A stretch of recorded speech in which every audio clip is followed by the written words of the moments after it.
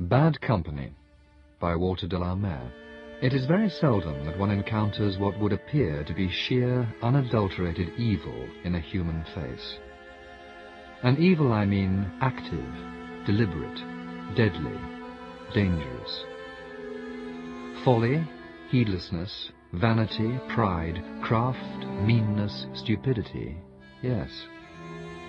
But even Iagos in this world are few, and devilry is as rare as witchcraft. One winter's evening, some little time ago, bound on a visit to a friend in London, I found myself on the platform of one of its many subterranean railway stations. It is an ordeal that one may undergo as seldom as one can. The glare and glitter, the noise, the very air one breathes affect nerves and spirits. One expects vaguely strange meetings in such surroundings. On this occasion, the expectation was justified. The mind is at times more attentive than the eye. Already tired and troubled with personal cares and problems, which a little wisdom and enterprise should have refused to entertain, I had seated myself on one of the low wooden benches to the left of the entrance to the platform, when, for no conscious reason, I was prompted to turn my head in the direction of a fellow traveller, seated across the gangway on the fellow to my bench, some few yards away. What was wrong with him? He was enveloped in a loose cape or cloak, sombre and motionless. He appeared to be wholly unaware of my abrupt scrutiny. And yet I doubt it. For the next moment, although the door of the nearest coach gaped immediately opposite him, he had shuffled into the compartment I had entered myself, and now in its corner confronted me, all but knee to knee. I could have touched him with my hand. We had, too, come at once into an even more intimate contact than that of touch. Our eyes, his own fixed in a dwelling and lethargic stare, had instantly met, and no less rapidly mine had uncharitably recoiled, not only in misgiving, but in something little short of disgust. The effect resembled that of an acid on milk, and for the time being cast my thoughts into confusion. Yet that one glance had taken him in. He was old, over 70. A wide-brimmed, rusty and dusty black hat concealed his head, a head fringed with wisps of hair, lank and paper-grey. His loose, jaded cheeks were of the colour of putty. The thin lips above the wide, unshaven and dimpled chin, showing scarcely a trace of red. The cloak, suspended from his shoulders, mantled him to his shins. One knuckled, cadaverous, mittened hand clasped a thick ash stick, its handle black and polished with long usage. The only sign of life in his countenance was secreted in his eyes, fixed on mine, hazed and dully glistening, as a snail in winter is fixed to a wall. There was a dull, deliberate challenge in them, and, as I fancied, something more than that. They suggested that he had been in wait for me, that for him it was almost well met. For minutes together I endeavoured to accept their challenge, to make sure. Yet I realized, fascinated the while, that he was well aware of the futility of this attempt, as a snake is of the restless, fated bird in the branches above its head. Such a statement, I am aware, must appear wildly exaggerated, but I can only record my impression.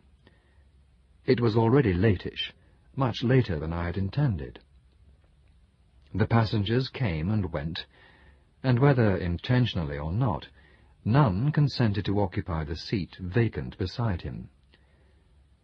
I fixed my eyes on an advertisement, that of a friendly society, I remember, immediately above his head, with the intention of watching him in the field of an eye that I could not persuade to meet his own in full focus again. he had instantly detected this ingenuous device. By a fraction of an inch, he had shifted his grasp upon his stick. So intolerable at length became the physical and psychical effect of his presence on me, that I determined to leave the train at the next station, and there to await the next. And at this precise moment, I was conscious that he had not only withdrawn his eyes, but closed them. I was not so easily to free myself of his company.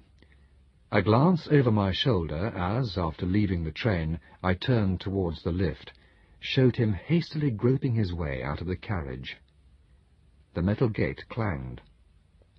The lift slid upwards, and, such is the contrariness of human nature, a faint disappointment followed. One may, for example, be appalled and yet engrossed in reading an account of some act of infamous cruelty. Concealing myself as best I could at the bookstall, I awaited the next lift-load. Its few passengers having dispersed, he himself followed. In spite of age and infirmity, he had, then, ascended alone the spiral staircase. Glancing, it appeared, neither to right nor left, he passed rapidly through the barrier. And yet, had he not seen me? The ticket collector raised his head, opened his mouth, watched his retreating figure, but made no attempt to retrieve his. It was dark now, the dark of London. In my absence underground, minute frozen pellets of snow had fallen, whitening the streets and lulling the sound of the traffic. On emerging into the street, he turned in the direction of the next station, my own. Yet again, had he, or had he not, been aware that he was being watched? However that might be, my journey lay his way, and that way my feet directed me, although I was already later than I had intended.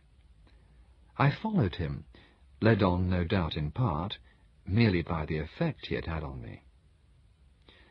Some 20 or 30 yards ahead, his dark shapelessness showed, distinct against the whitening pavement. The waters of the Thames, I was aware, lay on my left. A muffled blast from the siren of a tug announced its presence. Keeping my distance, I followed him on. 1 lamp-post, 2, 3. At that, he seemed to pause for a moment, as if to listen, momentarily glanced back, as I fancied, and vanished. When I came up with it, I found that this third lamp-post vaguely illuminated the mouth of a narrow, lightless alley between high walls. It led me, after a while, into another alley, yet dingier. The wall on the left of this was evidently that of a large garden. On the right came a row of nondescript houses, looming up in their neglect against a starless sky. The first of these houses appeared to be occupied. The next 2 were vacant. Dingy curtains, soot grey against their snowy window-sills, hung over the next. A litter of paper and refuse, abandoned by the last long gust of wind that must have come whistling round the nearer angle of the house, lay under the broken flight of steps up to a mid-Victorian porch. The small snow clinging to the bricks and to the worn and weathered cement of the wall only added to its gaunt lifelessness. In the faint hope of other company coming my way, and vowing that I would follow no further than to the outlet of yet another pitch-black and uninviting alley or court, which might indeed prove a dead end, I turned into it. It was then that I observed in the rays of the lamp over my head that, in spite of the fineness of the snow and the brief time that had elapsed, there seemed to be no trace on its surface of recent footsteps. A faintly thudding echo had accompanied me on my way. I have found it very useful, in the country, always to carry a small electric torch in my greatcoat pocket. But for the time being I refrained from using it. This alley proved not to be blind. Beyond a patch of waste ground, a nebulous leaden-grey vacancy marked a loop here of the Thames. I decided to go no further, and then perceived a garden gate in the wall to my right. It was ajar, but could not long have been so, because no more than an instant's flash of my torch showed marks in the snow of its recent shifting. And yet there was little wind. On the other hand, here was the open river. Just a breath of a breeze across its surface might account for this. The cracked and blistered paint was shimmering with a thin coat of rime, of hoarfrost, and as if a finger had just now scrawled it there, a clumsy arrow showed, its V pointing inward. A tramp, an errand boy, mere accident might have accounted for this. It may indeed have been a mark made some time before on the paint. I paused in an absurd debate with myself, chiefly, I think, because I felt some little alarm at the thought of what might follow, yet led on also by the conviction that I had been intended, decoyed, to follow. I pushed the gate a little wider open, peered in, and made my way up a woody path beneath ragged, unpruned, and leafless fruit trees towards the house. The snow's own light revealed a ramshackle flight of steps up to a poor, Frenchified sort of canopy above French windows, one half of their glazed doors ajar. I ascended, and peered into the intense gloom beyond it, and thus and then prepared to retrace my steps as quickly as possible. I called, in tones as near those of a London policeman as I could manage, "Hello there! Is anything wrong? Is anyone wanted?" After all, I could at least explain to my fellow passenger, if he appeared, that I found both his gate and his window open, and the house was hardly pleasantly situated. No answer was returned to me.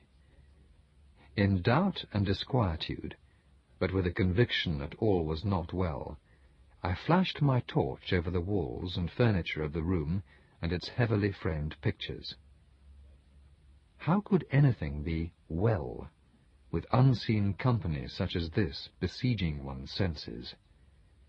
Ease and pleasant companionship the room may once have been capable of giving. In its dirt, cold, and neglect, it showed nothing of that now. I crossed it, paused again in the passage beyond it, and listened. I then entered the room beyond that. Venetian blinds, many of the slats of which had outworn their webbing, and heavy crimson chenille side curtains concealed its windows. The ashes of a fire showed beyond rusty bars of the grate under a black marble mantelpiece. An oil lamp on the table with the green shade exuded the stink of paraffin. Beyond was a table littered with books and papers, and an overturned chair. There I could see the bent-up old legs, perceptibly lean beneath the trousers, of the occupant of the room. In no doubt of whose remains these were, I drew near, and with bared teeth and icy, trembling fingers, drew back the fold of the cloak that lay over the face. Death has a strange sorcery. A shuddering revulsion of feeling took possession of me. This cold, once genteel, hideous, malignant room, and this. The skin of the blue, loose cheek was drawn tight over the bone. The mouth lay a little open, showing the dislodged false teeth beneath. The dull, unspeculative eyes stared out from beneath lowered lids towards the black mouth of the chimney above the fireplace. Vileness and iniquity had left their marks on the lifeless features, and yet it was rather with compassion than with horror and disgust that I stood regarding them. What desolate solitude, What misery must this old man, abandoned to himself, have experienced during the last years of his life, encountering nothing but enmity and the apprehension of his fellow creatures. I am not intending to excuse or even commiserate what I cannot understand, but the almost complete absence of any goodness in the human spirit cannot but condemn the heart to an appalling isolation. Had he been murdered, or had he come to a violent but natural end? In either case, horror and terror must have supervened. That I had been enticed, deliberately led on to this discovery, I hadn't the least doubt, extravagant though this too may seem. Why? What for? I could not bring myself to attempt to light the lamp. Besides, in that last vigil, it must have burnt itself out. My torch revealed a stub of candle on the mantelpiece. I lit that. He seemed to have been engaged in writing when the enemy of us all had approached him in silence and had struck him down. A long and unsealed envelope lay on the table. I drew out the contents. A letter and a will which had been witnessed some few weeks before, apparently by a tradesman's boy and possibly by some derelict charwoman, Eliza Hinks. I knew enough about such things to be sure that the will was valid and complete. This old man had been evidently more than fairly rich in this world's goods, and reluctant to surrender them. The letter was addressed to his 2 sisters. To my 2 sisters, Amelia and Maud. Standing there in the cold and the silence, and utterly alone, for if any occupant of the other world had decoyed me there, there was not the faintest hint in consciousness that he or his influence was any longer present with me, I read the vilest letter that has ever come my way, even in print. It stated that he knew the circumstances of these 2 remaining relatives, that he was well aware of their poverty and physical conditions. One of them, it seemed, was afflicted with cancer. He then proceeded to explain that, although they should by the intention of their mother have had a due share in her property and in the money she had left, it rejoiced him to think that his withholding of this knowledge must continually have added to their wretchedness. Why he so hated them was only vaguely suggested. The will he had enclosed with the letter left all that he died possessed of to, of all human establishments that needed least, the authorities of Scotland Yard. It was to be devoted, it ran, to the detection of such evildoers as are ignorant or imbecile enough to leave their misdemeanours and crimes detectable. It is said that confession is good for the soul. Well then, as publicly as possible, I take this opportunity of announcing that there and then I made a little heap of envelope, letter, and will on the hearth, and put a match to them. When every vestige of the paper had been consumed, I stamped the ashes down. I had touched nothing else. I would leave the vile, jaded, forsaken house to reveal its own secret, and I might ensure that that would not be long delayed. What continues to perplex me is that, so far as I can see, no other agency but that of this evil old recluse himself had led me to my discovery. Why? Can it have been with this very intention? I stooped down and peeped and peered narrowly in under the lowered lids in the light of my torch, but not the feeblest flicker, remotest signal, or faintest syllabling echo of any message rewarded me. Dead fish are less unseemly. And yet, well, we are all of us, I suppose, at any extreme, capable of remorse, and not utterly shut against repentance. Is it possible that this priceless blessing is not denied us, even when all that's earthly else appear to have come to an end?